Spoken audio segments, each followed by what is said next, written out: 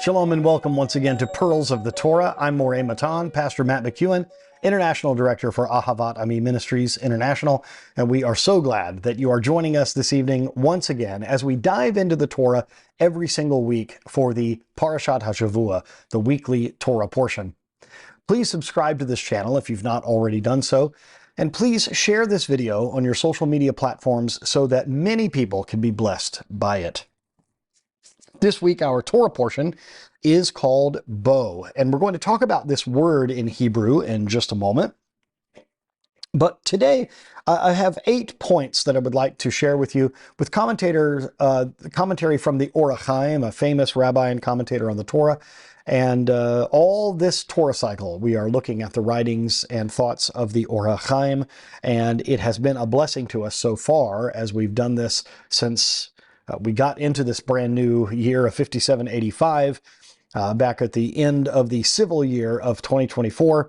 So we are continuing on and learning as we go. So point number 1 that we have today with regard to Parashat Bo is God's directive to Moses entering Pharaoh's realm. So last week, obviously, we talked about Moses going into Midian and leaving Egypt. Now he is being called to go back. Last week we saw the burning bush, and he's being called to this mission. So in Exodus 10, verse 1, it says, "The Lord said to Moses, 'Go to Pharaoh, for I have hardened his heart.'" Now, the word there for hardened actually means to strengthen. So it's sort of like what Pharaoh's inclination was, the Lord simply strengthened it. He knew that he was going to be against the children of Israel. And according to God's plans, this had to happen. So the Or HaChaim gives us some insights here. This word bo, I mentioned that it's interesting in the Hebrew language because it can mean go, but it also can mean come. So let's look at what the Or HaChaim says as to come versus go. The Or HaChaim notes that the Hebrew word bo can imply come rather than go, suggesting that God accompanies Moses into the confrontation. In other words, come with me as we go to Pharaoh. Now, let's also look at the purpose of hardened hearts.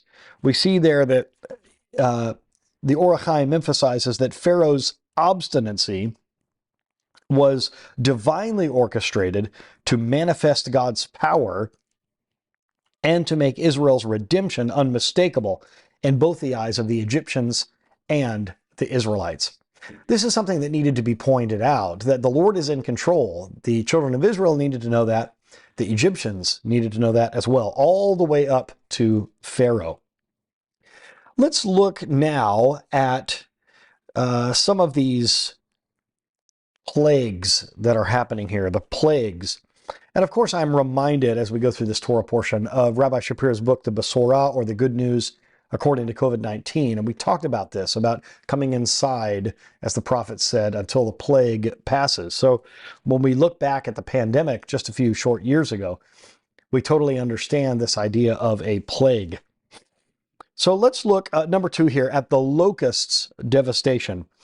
It says there in Exodus 10, 4 through 5, "If you refuse to let my people go, behold, tomorrow I will bring locusts."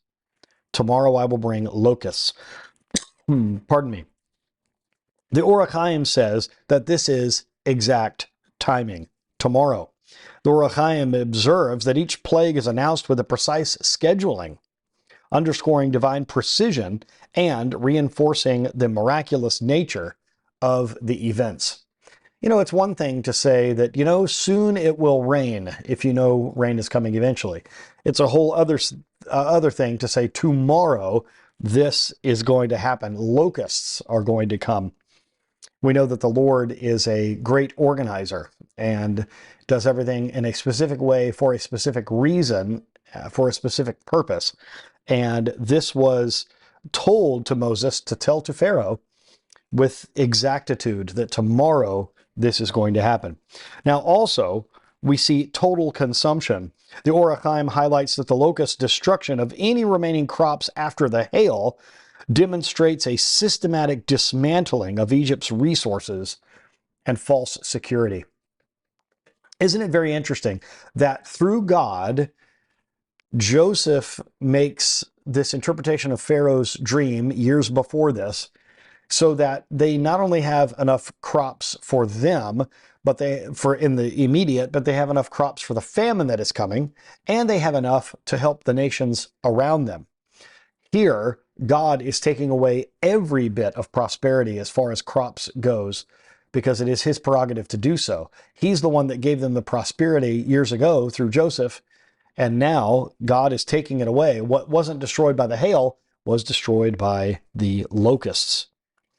We have to be very careful that we don't have a false sense of security based on our possessions and the things that we can do for ourselves. We are dependent upon God, all of us, even if we are successful as far as the world standard goes. Number 3, the plague of darkness. In Exodus 10:21, it says, "Then the Lord said to Moses, stretch out your hand toward heaven, and there will be a darkness over the land of Egypt." It's a darkness that can even be felt. It's really quite frightening. Now, the Or HaChaim says that this is a tangible darkness. He comments that the darkness was not merely an absence of light, but a palpable phenomenon confining the Egyptians in place. Remember, they couldn't even move about. They couldn't even get up. They were completely paralyzed because of this darkness, although the children of Israel had light. It says there, the Or HaChaim underscores that while the Egyptians were immobilized, the Israelites could move freely, signifying a clear distinction between those under divine judgment and those under divine favor. Now, there are some commentators that say that it's not just that the Israelites had light in their homes, but they had light that they were able to see.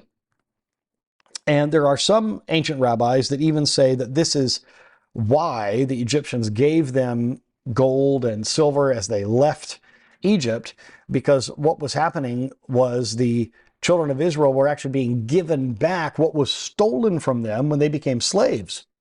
And that they knew that the Egyptians had these items because they could see when the Egyptians could not.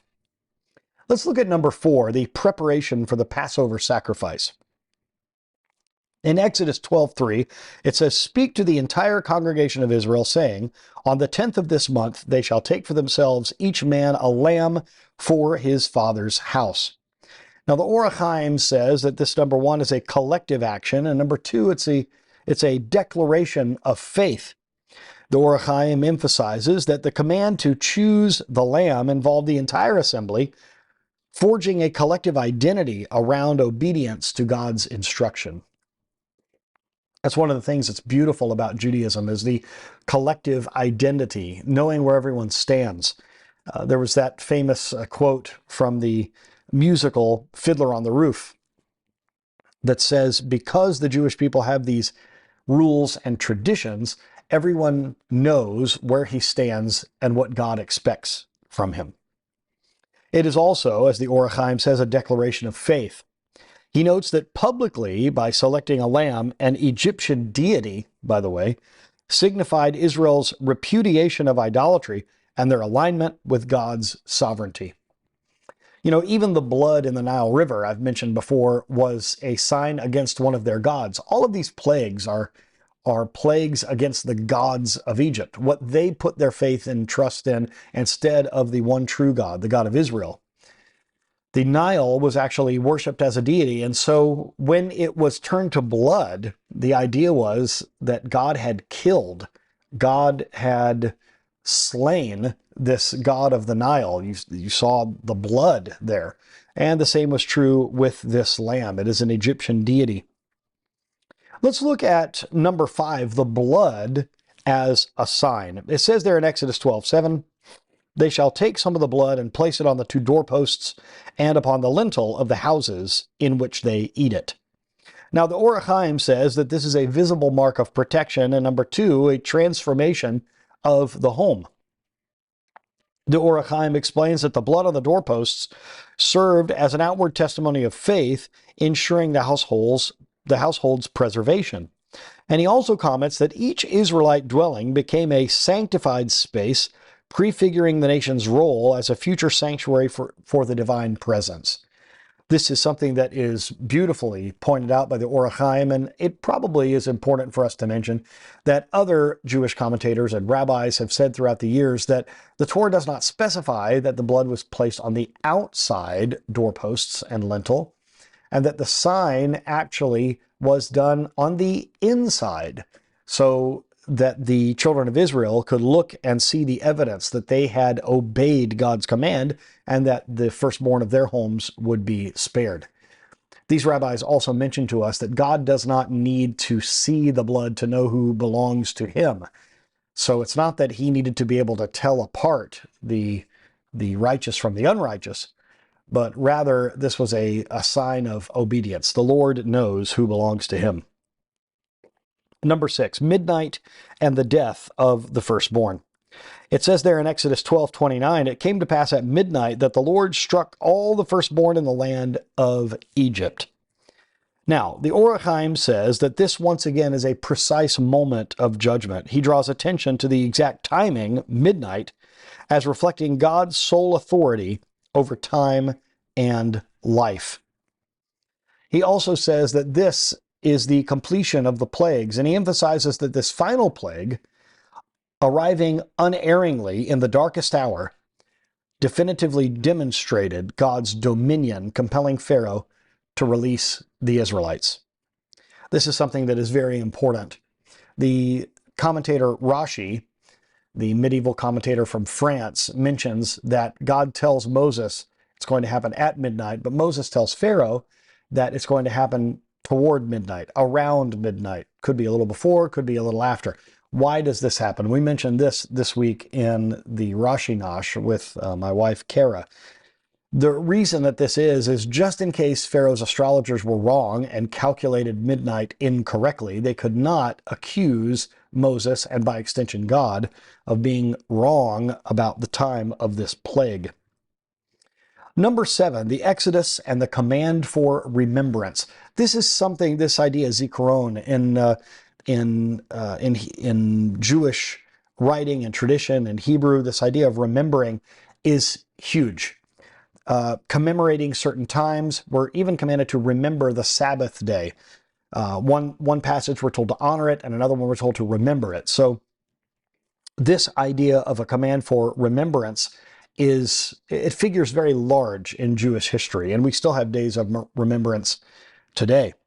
Exodus 12:41 through 42 says, "And it happened at the end of 430 years, it is a night of watchfulness from the Lord," or for the Lord.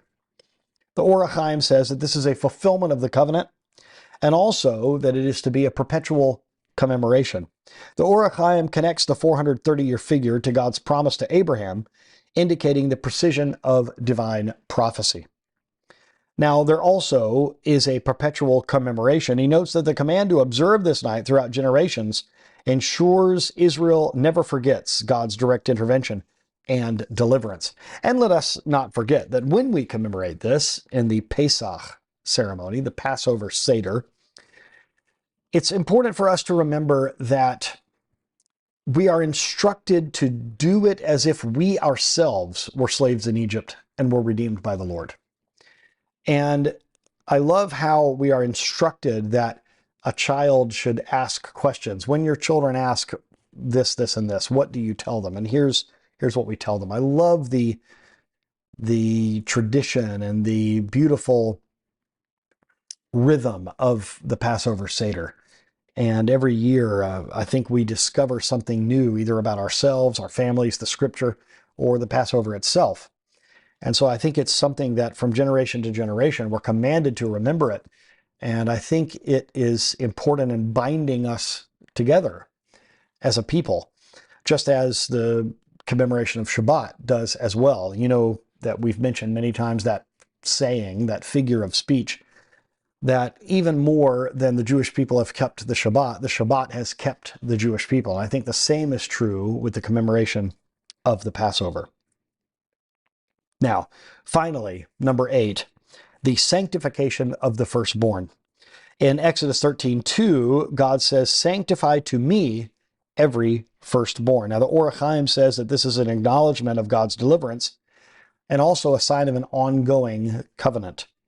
The Or HaChaim explains that dedicating the firstborn underscores gratitude for the sparing of Israel's firstborn during the final plague.